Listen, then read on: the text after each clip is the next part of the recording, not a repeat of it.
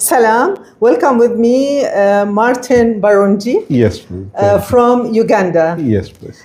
Today, we have the pleasure to have Martin with us. He will talk to us about their very unique and special culture. Now, why Martin is here with us? Because some of his colleagues were saying that Martin in the workplace is gentleman in a very special way in areas that you expect to have very, very normal reaction, but he's taking the gentleman side when dealing with others, especially with women, to a next level.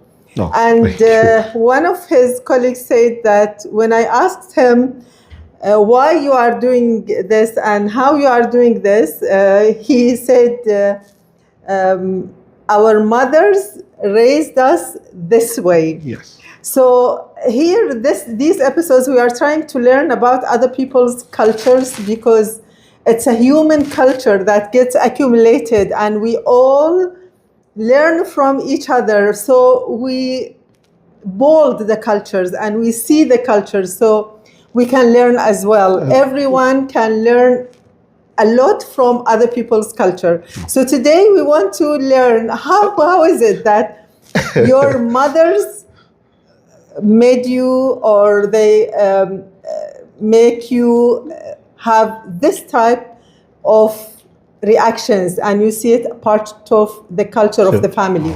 Thank you for having me. Thank you, a Martin. pleasure. And I'm glad people see me in the light as a gentleman. It's very, I would say I feel humbled that someone sees me in that light. I'm from Uganda, as you said. I'm from the central region, at least that's where I grew up for the most part, in the central region of Uganda where we have the Baganda. This is a tribe among the many in Uganda. Now, Buganda is in the central region where it covers quite a large area of the country within the central. Now, Uganda is composed of probably over 50 tribes. Over 50 tribes. 50 tribes. Now, each tribe would be allocated on various regions. Now, Baganda as a tribe or as a kingdom been brought up in a bit of a unique and different way from most of the tribes.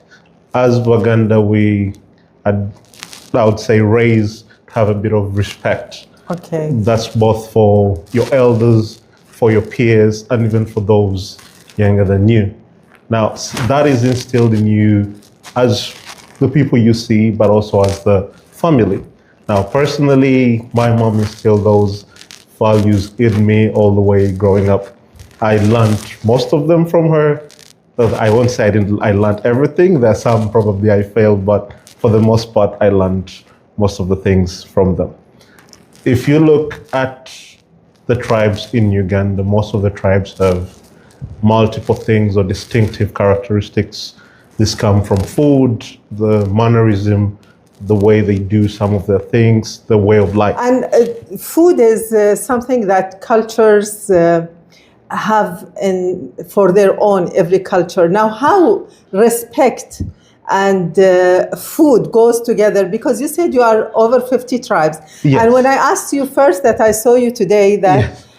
If we say what is the most powerful thing or the value in Uganda, you said respect. Yes. So if respect is something that's really inherited in Uganda, and Uganda has 50 tribes, that means 50 different way of lives and different things, and having respect for all of that. How you are instilling this? So I would say now we have 50 tribes, but these are all part of what you would call other sub-ethnic groups. So you will find like a group of tribes, but with similar cultures. Now, with the Bantu or the Baganda where I come from, you have mannerisms like kneeling down. where it's instilled in the kids that when you're addressing an elder, you have to show a bit of respect. You have to be on your knees and be humble. So this is not simply because the person is older than you, but this is a sign of respect. Sign of respect. It's not they're looking down on you, yes, but it's a way of respect. Of late, it's mostly seen in the ladies, but it's not a way of like looking down on them, but a way of respect. The lady may kneel down to the husband, but the husband also has to be humble. You don't just stay up front. You have to humble yourself and respect. Show the same type of respect to the lady that kneels down to you. It's rare among the gents, but it's again something that is done by the entire tribe. Now we consider these tribes or cultures within the tribes because we grow up seeing these through our neighbors, through our parents, through our extended families. That if you go to any house of the Uganda, you will find the young girls, even your parents, kneeling down to someone that is older than them, kneeling down to an uncle, kneeling down to a father-in-law. So these things or cultures or these forms of respect are things we grow up seeing as kids. These are things you're taught as a kid. When you're handing over a plate of food to your mom, you have handed over with two hands. If your sister is handing over plate to your food, she has to kneel down. If she's talking to your mom, she has to kneel down and humble herself. So some of these we learn as we grow up. Now, again, these are really strong in the Uganda because they have the culture norms. It's something that is appreciated, where if they see you follow these rules, you're more welcomed into society. They say, oh, that is a well-behaved student. You're welcomed in society. So you grow up seeing this, and in a way it entwines with you as a person. Now, Martin, what you are saying, maybe it comes to mind that having superiority for men or something like that. But I was hearing your story with your mother and your wife. It's very interesting. Martin was saying that his mom is always on his wife's side. And can you tell us when she calls you? Now, and you are the only. I'm the only son, and you are the spoiled one. But when it comes to your wife, you are not the spoiled one. No, not anymore. Can you tell us? I lost that position now. Now the thing is, it's not. I would say, again, like I said, respect is something we are very proud of. So even today, we have communities in Uganda that teach these norms to kids. In Uganda, the queen of the Uganda, she's called Nabagereka. That's like the title for the queen. She has a school that teaches young girls these norms that you may have lost along the way. Now, again, the respect comes both ways. You don't look down on someone because you feel you're high and mighty. It's, I respect you as you respect me. Now, I grew up in a family where I had to respect my younger sisters just as much as they had to respect me.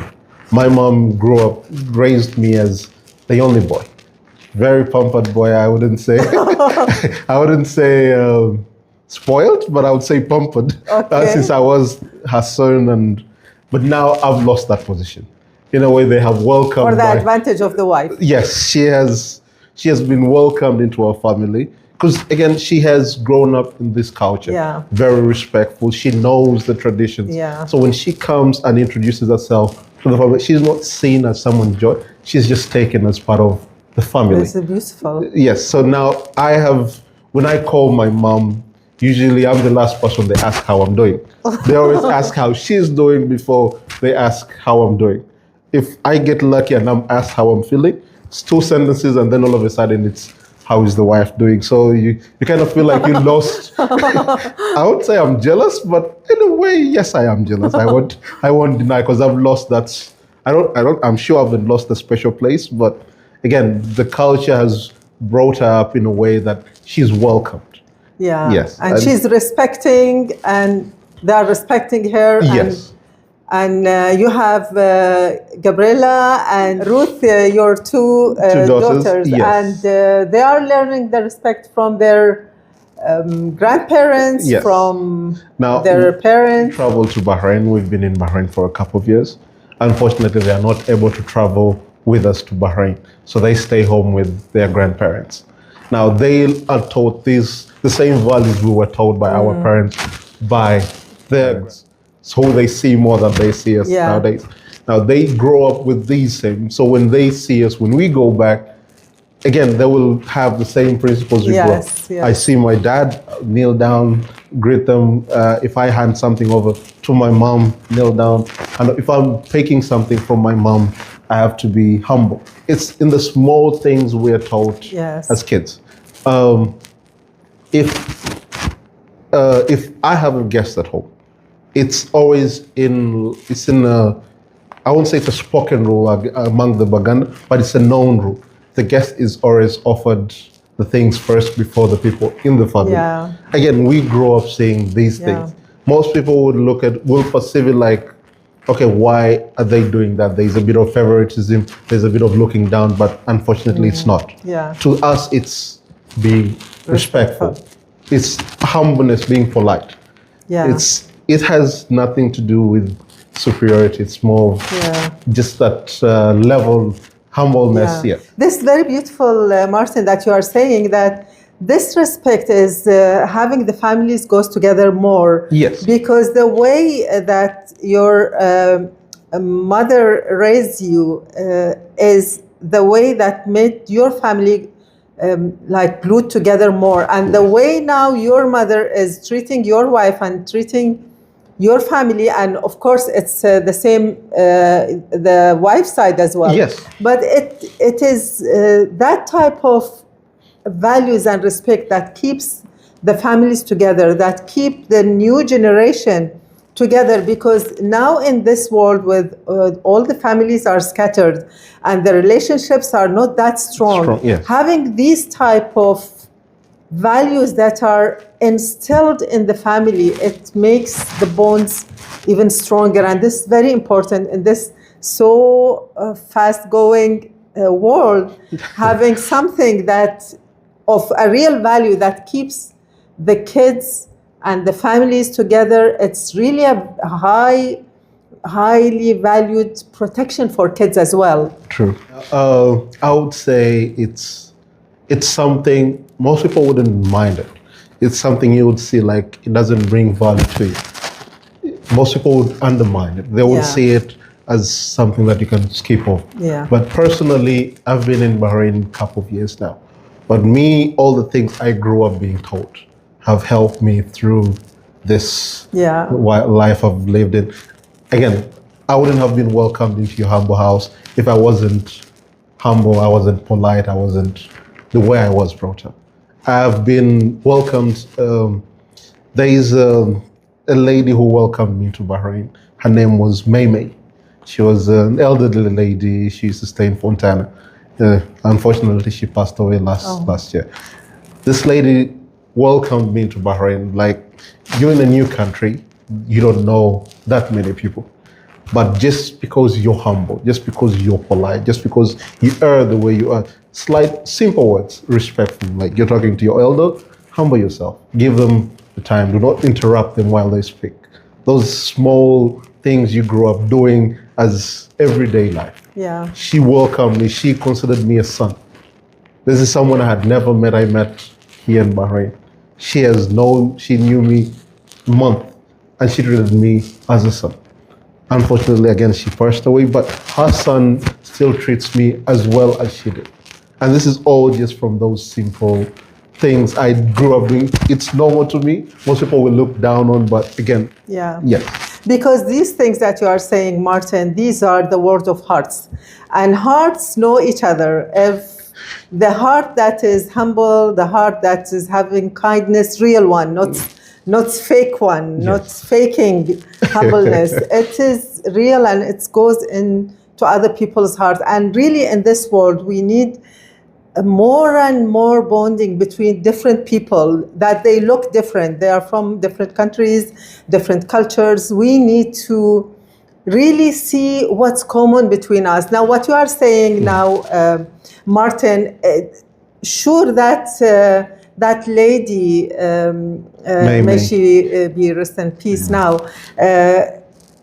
you talked in a way with something that was present in her heart, a beauty that was in her heart, and this made that connection. Yes. And I think that's why these episodes we are trying to do is to find beauties in cultures that are maybe not known to everyone, but we bold these so we know, we see, we be more closer to each other by values.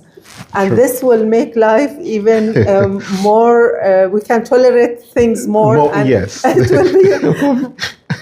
will be really, really more valuable. We can have more values, because you go to social medias, many of things that are there, they are anti-values. True. But when we consciously try to bring out the values that are already there in your culture and other people's cultures, and we bring them up to the surface, we all know them, we all understand, and we acknowledge the beauties that we did not hear. Now, I did not hear these things, I hear them from you, although I see lots and lots of documentaries for different cultures, but even though what you said, there are many things that were new and they are real life experiences. This is very valuable. Now, I would say sometimes, like you said, get closer. Now, with the culture, as African cultures, sometimes they're misrepresented in a lot of ways. I wouldn't say most of the time, but sometimes they're misrepresented. Now, growing up, we didn't see this era of polygamy in Africa, or in Uganda, but this was an era where you had one husband with multiple wives. But this, in a way, right now they'll make it look like this person forgot his initial family and moved on to a different family. But in our tradition or in our cultures, you would have just one husband, multiple houses in one house. I wouldn't say one house, but one compound. They would all have different, back then there were grass thatched houses, small huts. Yeah. Yes. So, but they all came as a community, meaning wife in the first house was respectful to the wife in the second house. But since she was the first wife, she had to be respected by all the others as the elder in the family. Yeah. She has known the place more. But they would all come together as one family and make a very successful family. In that, if they had to go, let's say, cultivating, which in the Uganda region was the source of wealth or the source of living, they would all leave. One husband goes to the garden with his two wives, all the kids, and they all till the garden together. It's not that this family will have this separate place. No, it's a combined effort. And this type of respect that even as they grow up, they would tell you, yes, in case you go to a family where the husband is into this type of life, you have to be respectful. You have to understand it's a combined effort. So rather than what we are told nowadays that it's a bit of a divide, but it was a community. Well, if I was, we grew up being told that your parents would send you to the neighbors and they would be okay. Yeah. They wouldn't mind, they wouldn't even think for a second that something bad may happen to you. They knew you were home. Yeah. This is a very entirely different family, but they were okay with you being there. They knew you would be well fed, you would be well taken care of. And that all came from that mutual respect, that bond, that closeness. Yeah. So the respect you are saying, Martin, it's not only in the house, it's even with the neighbors. It's something that, a value that is, the community is having it as a real value that they are trying to instill in themselves and in the entire community, from the kids. It's regardless of age.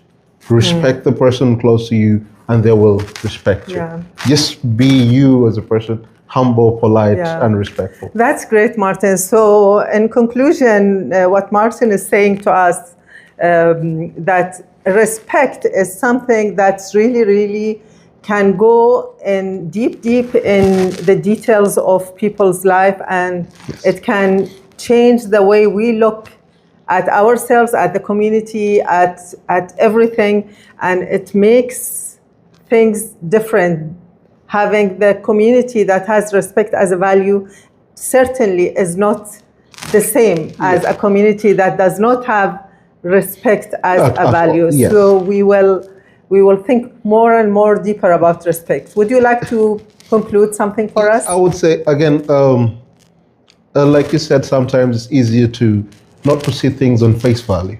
Now, some of the things we grew up saying, other people may view different. But if you look deeper into them, you will find a meaning you overlooked. Now, in this day and age, me asking, let's say, my wife to prepare a meal would be looked down as, let's say, you're looking down on others. No, it was more of,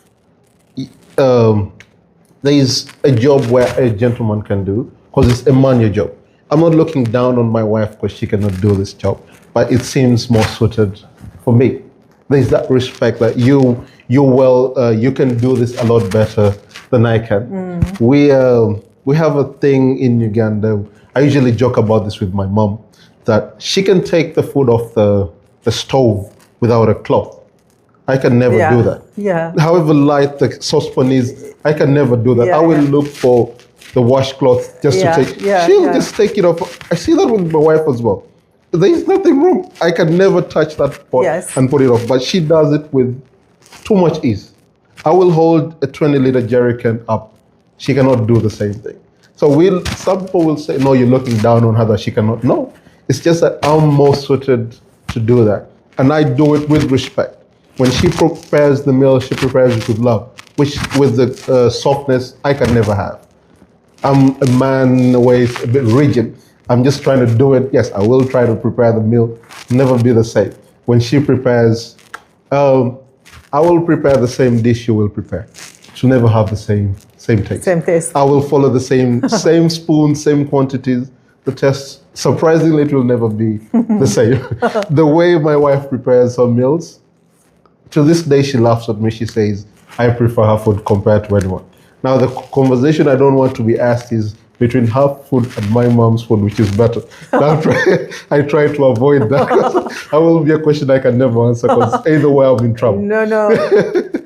But again, the way she prepares the meal, she prepares this meal for me. It's, for some reason, the taste, it will always be different to me.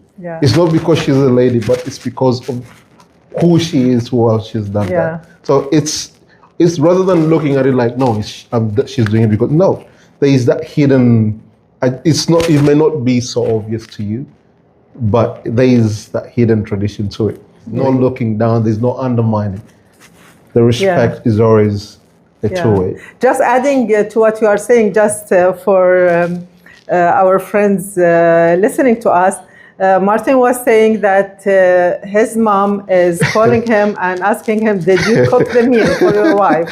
And I'm saying this so it will not get at the interpretation that it is the culture that women had to cook. Now, it is what you said, you prepare, you like it more, everything, but it's not looking down at men when they are cooking, because your mom, my mom calls me and asks if I actually cook for my wife. For your wife. Again, the chance that we both work. Okay, even we both work. She has different hours from mine. If I get home, I lose nothing from making a meal for my wife. This is beautiful. I have nothing at all I lose. And again, I gain more because she will come home. She will appreciate the small gesture.